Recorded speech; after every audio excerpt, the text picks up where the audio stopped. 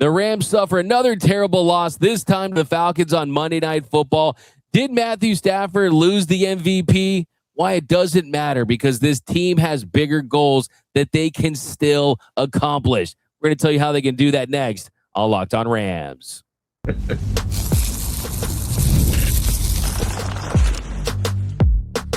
You are Locked On Rams, your daily Los Angeles Rams podcast. Part of the Locked On Podcast Network, your team every day. What is up, Ramily, and welcome to another episode of Locked On Rams, your daily podcast covering your Los Angeles Rams. Free and available wherever you get your podcast. Locked On Rams, part of the Locked On Podcast Network, your team every day. We're also available over on YouTube, so if you have any idea, do us a huge favor. Join the party. Over 21,000 subscribers. Hit the subscribe button, hit the notification bell, and if you support every single episode, hit the like button and drop a comment down below. Podcast listeners, write us a review or read on the show. My name is Doug McCain. You can follow me on X and Instagram at DMAC_LA. I've covered LA sports for over a decade, 24/7 sports, Bleacher Report, SI, Dodgers Nation, the LA Sports Report. And as always, I'm joined by the Rams pre-half and post-game show host for the Rams flagship radio station, ESPN 710 LA. He's in his 11th season covering your Los Angeles Rams, the People's Champ, Mr. Travis Rogers. You can follow him on X at Travis Rogers. And on today's episode, we are talking about another disappointing loss for the Rams, where their playoff seeding sits right now, what they need to do to lock up that 5 seed, and what is going on with this team. So let's get right into it, Travis, because I want to start with Kobe Turner saying that after that loss to the Seattle Seahawks, they were going to, quote, come out swinging against the Falcons. Well, they were down 21-0 in that first half. To their credit, they clawed back. They tied it late. Unfortunately, they still lost. And I think Matthew Stafford also lost that MVP. And they're also in jeopardy of losing out on the 5 seed. And things are starting to slide pretty quickly for this Rams team. You know, this is the exact opposite of what they have done the last couple of seasons, which is they started relatively slow and then they were playing their absolute best football at the end of the year. They were playing their best ball when it mattered most, whether it was closing the division, whether it was going into the postseason. They were the proverbial team that no one wanted to play. This season they got off to a really good start. They were the best team in football for probably 3 months or so. And now they're playing their worst ball of the year right before the season's about to end and right before the playoffs are about to start. And it really is concerning. I mean, there's a lot of underlying factors that I know we're going to get into as to why last night was as ugly as it was. But Matthew Stafford was bad. Puka Nacua really did not have an impact on the game the way that he's going to need to have an impact on the game if Devontae Adams is unavailable. That defense has just disappeared all of a sudden, where Bijan Robinson, who's a great back, don't get me wrong, but nearly 200 yards, a 93-yard touchdown. The Rams have just looked flat. They look disinterested. They look like they weren't ready to go last night, which is something we almost never say about a Sean McVay team. And we really never say it about a Sean McVay team after they had a bad night the week before, which is exactly what happened against Seattle. I'm concerned. Now, they got some time. They got a week. They may end up in the 5. I know we're going to talk about that, which is where I think they would ideally like to be. But this is the worst we've seen this team look all season long, and it's almost January. Yeah, and I think that you and I both feel like we know this team as well as just about anyone. And the reason I say that is I'm asking myself, do I really know this team? Because who is this team? Who are these coaches? What is this culture here? Because usually that wins for the Los Angeles Rams. And I think we both expected, after what we both called the worst regular season loss in the Sean McVay era, this team to come out angry, this team to come out on fire, despite being without Quentin Lake and Alaric Jackson and Devontae Adams and a slew of big-time players that they need to be their best. Kevin Dotson not being out there helping in the run game and pass protection. That's still against a 6-9 Falcons team on Monday Night Football to come out with their hair on fire in that first half. The Rams look downright uninterested there to start the football game. My 3 keys to a victory yesterday were: 1, stop the explosive plays for Bijan Robinson. He ends up with 229 total yards, had a 93-yard touchdown. They had no answer against him. The tackling against him was some of the worst I've seen for the Rams in a long time. 2, get pressure on the quarterback. Yes, Kirk Cousins does get the ball out quick when he sees pressure. 0 sacks, as you point out right there. The pressure wasn't there. And then 3, we both talked about it. For Matthew Stafford to get right back in there for the MVP, he needed to have a signature Matthew Stafford MVP performance on Monday Night Football, and he did about the exact opposite. 3 interceptions, did have a pick six, almost 2 pick sixes. He missed Xavier Smith there at the end of the game, whether that was Xavier Smith making a bad judgment on a ball, Stafford's kind of throwing one to the sideline, but still, he makes that play. That could win the game and give you a signature MVP moment. All those 3 keys, they failed across the board. And as you point out, that defense has just not been good for weeks now. What was good last night? Like when you look at it, I don't know if there's one single unit. Kyron Williams had a pretty nice game, I guess. Maybe you could throw that in there. He, nearly ran for 100 yards. But other than that, it was just a night where nothing really looked the way that you would expect it to look from a Sean McVay team, especially like we mentioned, a Sean McVay team coming off of a tough loss, that they almost always respond. You and I, are the leading the pack when it comes to the Sean McVay fan club, but one of the things that I think he is extraordinary at is not letting a game beat you twice, right? To use one of those NFL cliches, to use that, hey, we lost to Seattle. It took the control that the Rams had for their own path, the first round bye, the division title, all of these things. It took it out of their hands, but at least they had an opportunity to take care of their business in the last 2 games and maybe you catch a break.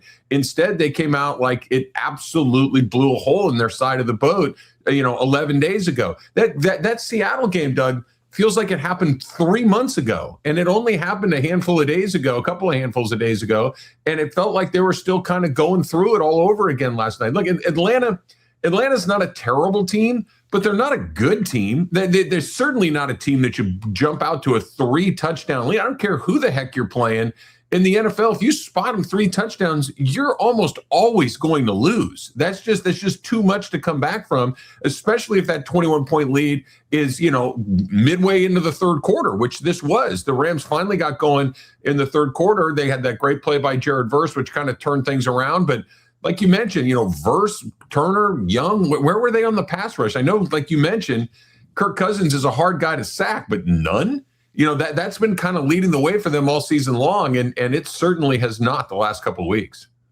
Yeah, and you mentioned Jared Verse. That really was the bright spot. He goes 20 miles per hour down the sideline, and he scores on that play. And he was running down the side. He was chucking the deuces. I love that. V8, of course. Love the nickname, too. Shout out to JB Long for that one. Yeah, no, absolutely. Benko Twika and the special teams unit was much better last night.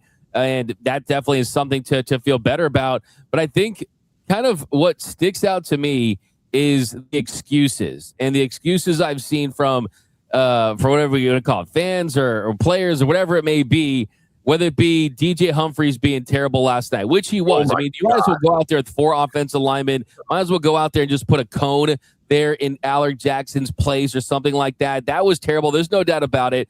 And yes, you're playing without some key members. Yes, that was a pass interference on Tutu Atwell. There's no doubt about it. The refs were not to the Rams' favor. But what did Kyle Shanahan do over the weekend? Where you're without Trent Williams and Fred Warner and Nick Bosa. You were without George Kittle for a good stretch of that game. Does it mean that Sean McVay needs to be fully healthy to win football games against a 6-9 Atlanta Falcons team? I'm sick of the excuses as to why this Rams team has lost the last couple of games, because this Rams team is too talented and has proven throughout this season that they can not only beat the best teams in the league, but beat them convincingly if everything goes right, to make excuses. I think that the standard needs to be the standard here, that all the players and coaches know that what's happened in the last 10 days, 11, 12 days is unacceptable.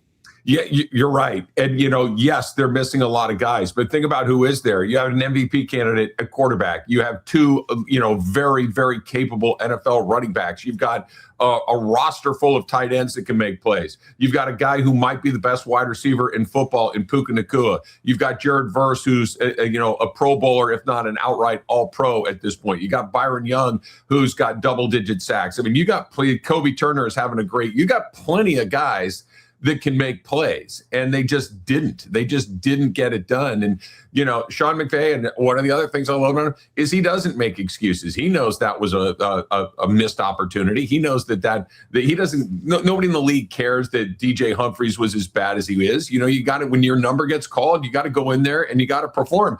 One small silver lining that I kind of reminded myself of last night was how good that Warren McClendon has been on the other side. Like, Havenstein went out, McClendon goes in.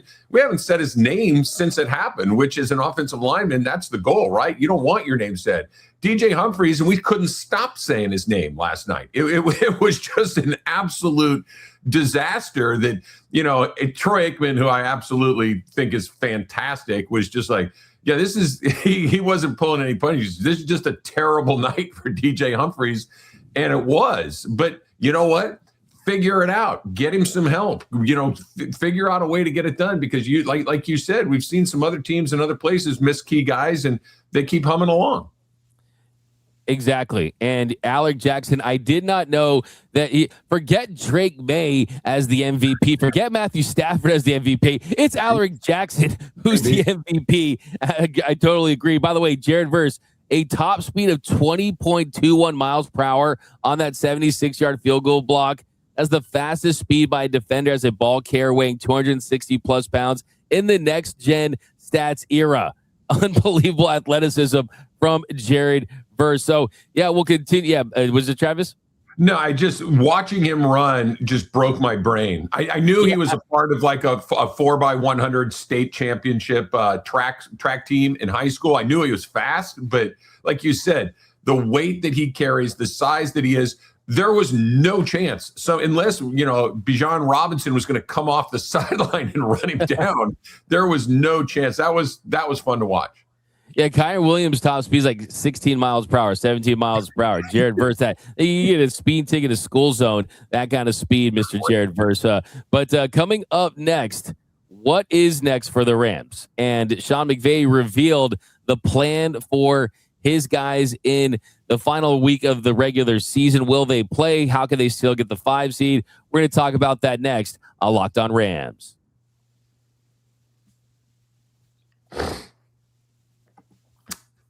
Let's be real. No one starts a business for the joy of calculating tax withholdings or managing payroll spreadsheets. That's where Gusto comes in, to take the stress out of payroll, benefits, and HR so you can focus on running your business and supporting your team.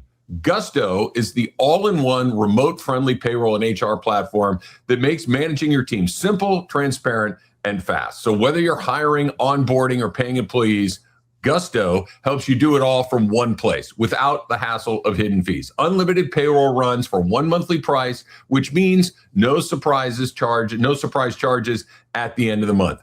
Gusto's automated tool offer letters, onboarding materials, and direct deposits, saving hours every week. So try Gusto today at gusto.com/LockedOnNFL and get 3 months free when you run your first payroll. That's right.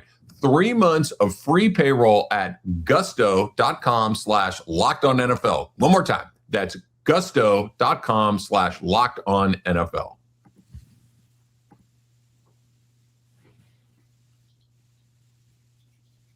And welcome back to Locked On Rams. Thank you for making Locked On Rams your first listen every single weekday, free and available wherever your podcast. Locked On Rams, part of Locked On Podcast Network. Now the #1 sports podcast network, your team every day. Also, big shout out to those everyday listeners out there watching, listening to every single episode of Locked On Rams. Cannot thank you enough. If you're not an everyday listener, now is the time to join. Just listen Monday through Friday, wherever your podcast, over on YouTube, and you always think about your Los Angeles Rams. All right, Travis, here in our second segment, Sean McVay said after the game that he intends to have his guys play in the final week of the season. And this is a decision that is not just about seeding or anything like that. The scenario is extremely simple. The Rams need the Seahawks to beat the 49ers on Saturday, and they'll enter Sunday knowing exactly what they need to do to lock up that 5 seed. If they win against the Cardinals and the Seahawks win against the 49ers, they will be the 5th seed. They will take on either the Panthers or the Bucs. So even if they had gone 2-0, they could have basically faced the same result if the Seahawks are able to get the win. It does take some control out of their hands, obviously, and they need to root for other teams. But the decision for Sean McVay is not about that. It's saying that, hey, we need to start playing good football and gain some momentum heading into the postseason. Yeah, I'm really surprised. I'm pleased, but I'm surprised. We were talking about this on the postgame show last night, Sua Cravens and I, and Sua played for Sean McVay in Washington, so he knows him pretty well, and he was convinced that McVay, because like you mentioned, Doug, we're going to know whether or not the Rams are playing for anything on Sunday, because the game that matters as far as their seeding is going to be played on Saturday. Seattle wins that game, and all of a sudden you got a chance to win your way into the 5. If San Francisco wins that game, you're going to the 6 whether you win or lose. And I would have bet the farm that Sean McVay was going to say, I'm going to rest my guys. He's going to create a little mini bye week going into it to try to get as healthy as they possibly can. And I get it. That's what Sean McVay does. You and I have been doing this a long time. And, whether it's preseason, whether it's, he does not care about seeding. He does not care about going on the road. He does not care about any of that stuff. If he gets a chance to rest players and protect them, he will do it. But I think he's right in this situation. They haven't played good football in a while, or at least, to use a Sean McVayism, complementary football in all 3 phases of the game. They've been missing 1 or 2 of the phases for the last. So they've lost 3 of their last 5 games. They lost back-to-back games for the first time all season long. I think just getting a win on the board, looking like a good football team, playing the best possible ball that you can play going into it is incredible. I don't care how bad Arizona is. Arizona is a rotten team at this point in the year. It feels like they checked out months ago. But what did we say about Carolina? What did we say about Atlanta? And they gave, they beat the Rams in those situations. So I don't think there's anything guaranteed for this team at this point, and I would love to see them play well. Now, anybody that has any sort of nagging little situation at all, I think will probably not play in Week 18 just to make sure. So I don't think you're going to see Devontae. I don't think you'll see K-Dot. I don't think you'll see those guys. But everybody else, including Matthew Stafford, I think, if they can play, they should. They need to get right going into the playoffs. And this idea, well, what if something happens? Well, if something happens, something happens. They're not playing good football anyway right now. So let's get this train back on the track, because if they can find a way to be the team they were a month ago, they can beat anybody. We've seen it. You go back about 2 weeks, and you and I and our confidence level was sky high. And I think Vegas's confidence level was sky high. They were the number 1 choice, shortest odds on the field to win the Super Bowl. I don't think that's true anymore, but it can turn really quickly. We know how fast this stuff changes, but it needs to start changing today. Yeah, no doubt about it. They can beat anyone. We know that. I know that we say that a lot, and we say that a lot because it's absolutely true. And anyone that's watched this team play, and anyone that's watched other teams around the league play, they would have to agree if you know ball. Now, I do find it interesting that Sean McVay is saying this, considering the fact that, as we point out, that Niners-Seahawks game is on Saturday night. That game should be on Sunday night, but instead it's the Ravens versus the Steelers. If that game is on Sunday night, then I think that you're going to see Stafford maybe even the 3rd or 4th quarter, depending on what the score is. I guarantee you that if the 49ers win, and even though Sean McVay said what he said, Matthew Stafford's only going to get a couple series. And as you point out, guys like Devontae Adams and Alaric Jackson and Kevin Dotson and Quentin Lake, guys that are dealing with things and still having to come back from things that they've been out for an amount of time, just have no business being in that game at all whatsoever in any capacity. And I think that's kind of where they're at. I mean, if I look at yesterday's game. If yesterday's game is a playoff game, does Devontae Adams play? Look at the sprinting down the field he was doing when they showed a clip of that. Does Alec Jackson play? I think he probably does. Does Kevin Dotson play with an ankle? I think he absolutely does. So I wouldn't say that the Rams are resting their starters already, but let's be honest. After they fell out of contention in the division, I think that also kind of entered the calculus as far as the approach for yesterday. I think yesterday was supposed to be about, hey, we're going to win this football game and Matthew Stafford's going to shine and win the MVP, and that just didn't happen. No. I'm with you. I think that if that were a playoff game, all those guys, maybe with the exception of Dotson, probably would have played. I think by the time we get to that second weekend in January, all of those guys will play. How effective they'll be, time will tell. But they bought themselves a very different path if, in fact, they land in that 6th seed. Going to Chicago, going to Philadelphia, those are really difficult places to play. Chicago, I'm still struggling to say it out loud, but I think they're pretty good. Having seen them the last few weeks, they've looked like a real good football team. Philadelphia has been the thorn in the Rams' side for the last several years. They just can't seem to get past that group, and who knows what the weather in Philadelphia will be like. But yeah, last night was supposed to be the response to Drake May throwing 5 touchdown passes and no interceptions and having a 90% completion rate and kind of putting himself right back on equal footing with Stafford, and Stafford's ability to go out there and say, hold on a second, I still got a chance to kind of match or exceed what you did. He went the other direction, and I'm not so sure, Doug, that thing didn't slip right through his fingers last night. We'll see. Drake May won the division. Drake May and Matthew Stafford's numbers are incredibly similar. The Rams could finish in 3rd place, and he just had a 3-interception night where he threw a pick 6, and I know the score was close, I know they tied it, but that thing was even in question was a catastrophe, and the whole football watching world got to see it because it was the only game on a Monday night.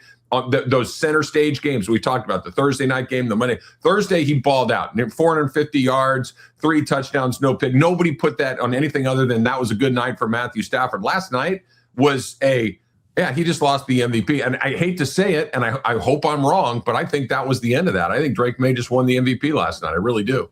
I mean, the odds say that it's a big flip. I mean, entering yesterday, even after everything, Stafford was still the favorite. I mean, you look at the touchdown to interception ratio, 40-5 and things like that. And you hit that 4 number on touchdowns. That feels good when you're trying to sell an MVP. But now Drake May a minus 475 on FanDuel to an MVP, and Stafford a plus 320.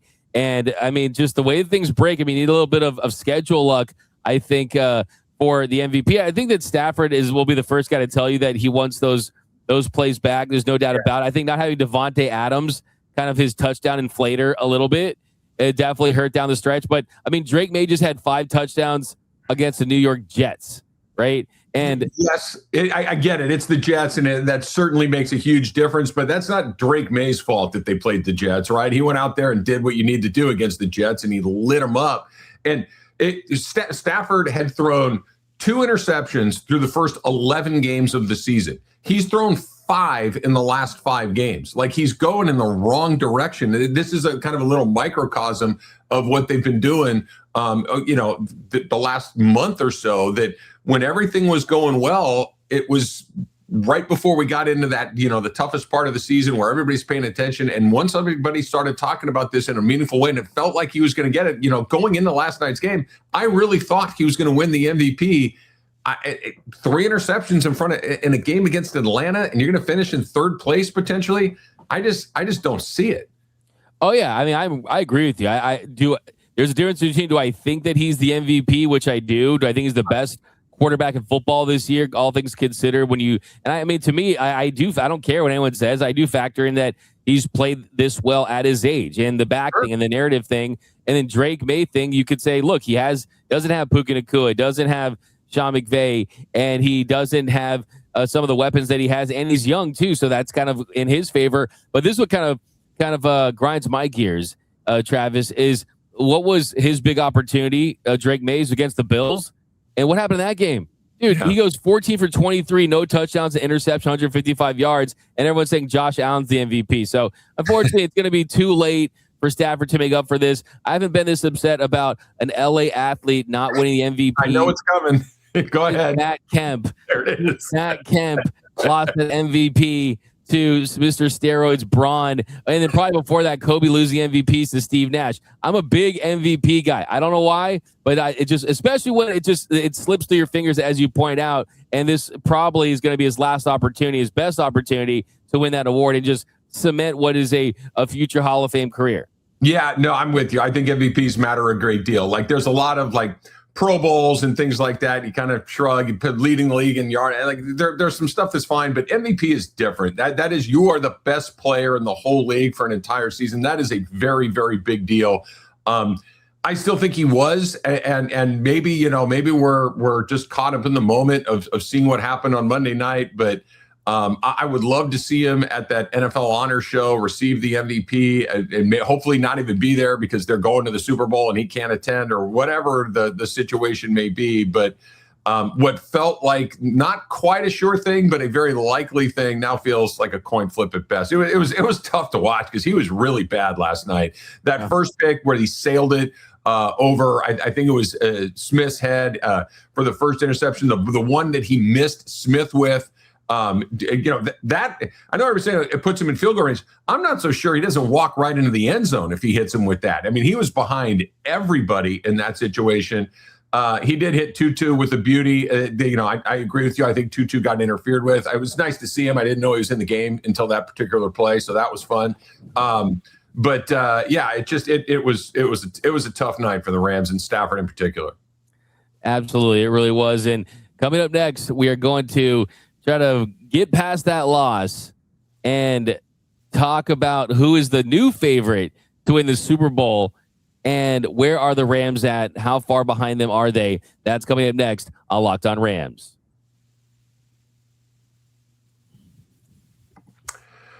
This episode is brought to you by Prize Picks. Whether you're starting a new routine or jumping into player projections for the first time, trying something new can feel like a challenge. But with Prize Picks, it always feels good to be right. With high-pressure football matchups every weekend and elite hoops action almost every night, the action never slows down, and Prize Picks lets you stay in control. Prize Picks is the only daily fantasy app that makes watching sports even more exciting by letting you build lineups based on player projections. No drafts, no waiting, just pick more or less and play your way. And getting started on Prize Picks is quick and simple. The app, super easy to navigate. It's made watching games way more engaging, especially when you're following individual player performances. And the new early payouts feature, it's a game changer. If a player starts hot, you can cash out before the game even ends. So here's what you do. You download the Prize Picks app today. You use the code LOCKEDONNFL to get $50 in lineups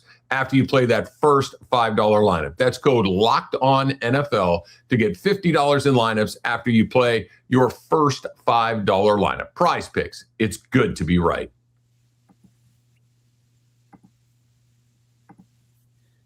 And welcome back to Locked On Rams. Thank you for making Locked On Rams your first listen every single weekday.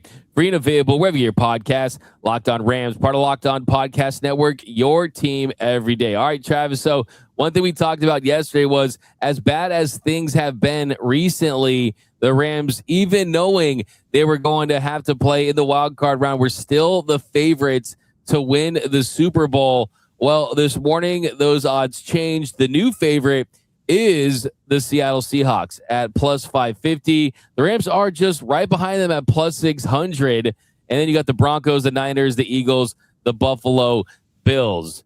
And that is according to our friends over at FanDuel. And look, I mean, that's just kind of one thing to look at. It's not the end all be all, of course, but it does let you know that the Rams just like, I'm not saying they're due for a break, right? They're due for something to go their way.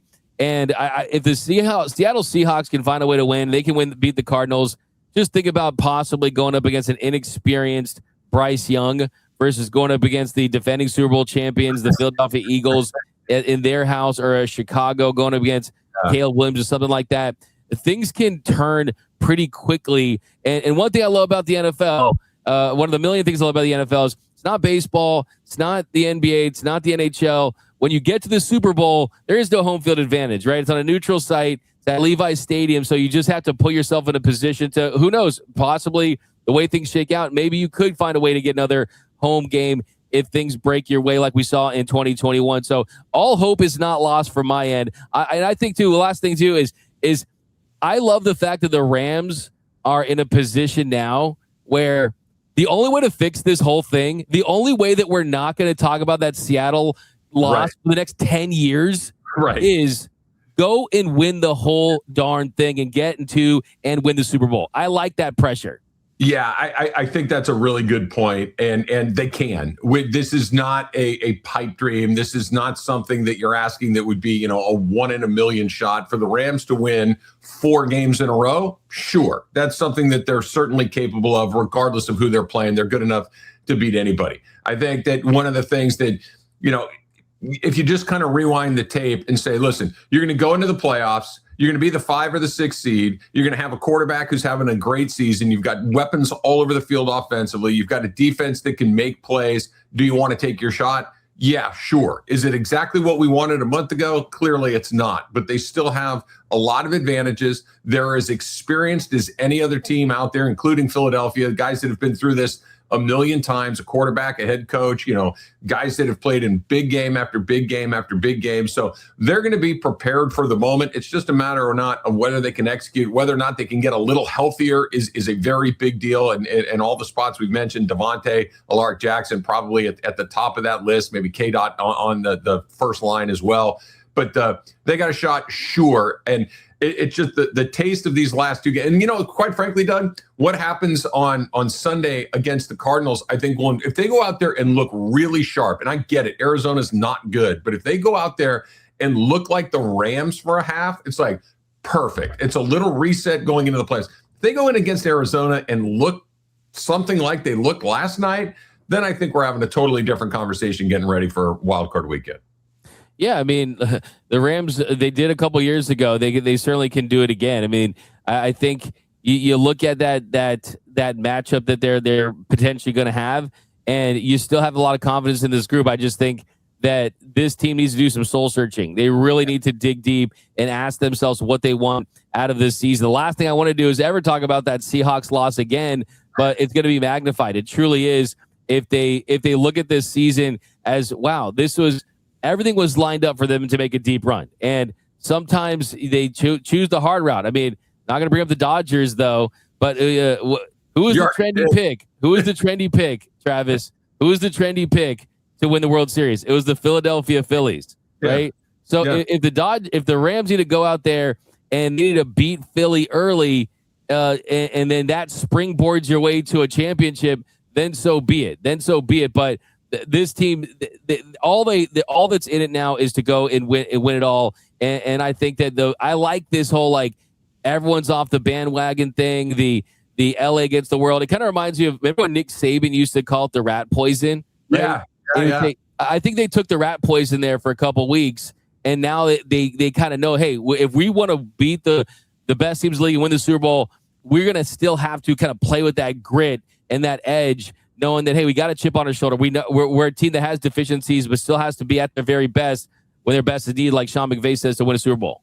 Here's the best case scenario, I think. Maybe not the best, but I think the one that will make us feel the best.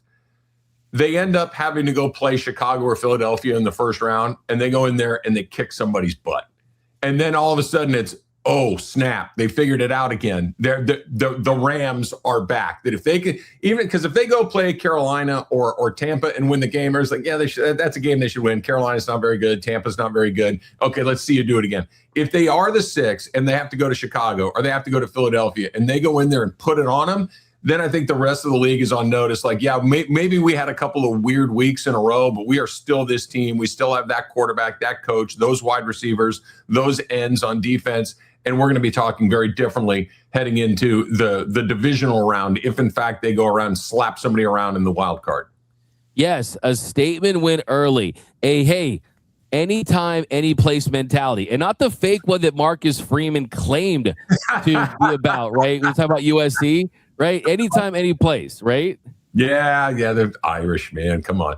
They won't play in a bowl game because they had their feelings hurt. And then they just decide, that game we've been playing every year for 150 years? Yeah, we're good.